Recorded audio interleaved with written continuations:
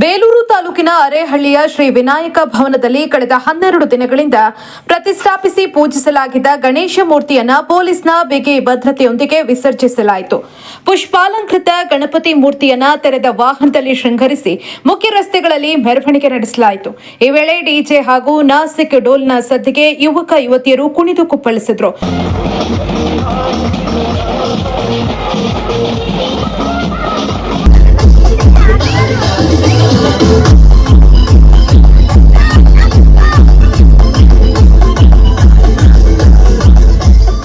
ನಂತರ ಅರೇಹಳ್ಳಿ ಗ್ರಾಮ ಪಂಚಾಯಿತಿ ವ್ಯಾಪ್ತಿಯ ಆಡಗಂಚನಹಳ್ಳಿ ಕೆರೆಯಲ್ಲಿ ಗಣೇಶ ಮೂರ್ತಿಯನ್ನು ವಿಸರ್ಜಿಸಲಾಯಿತು. ಈ ಸಂದರ್ಭದಲ್ಲಿ ಪೊಲೀಸ್ ಇಲಾಖೆಯಿಂದ 4 ಡಿಆರ್ ತುಕಡಿಗಳು ಸೇರಿ 40 ಪೊಲೀಸ್ ಸಿಬ್ಬಂದಿ, 37 ಗೃಹ ರಕ್ಷಕ ಸಿಬ್ಬಂದಿ ಹಾಜರಿದ್ದರು.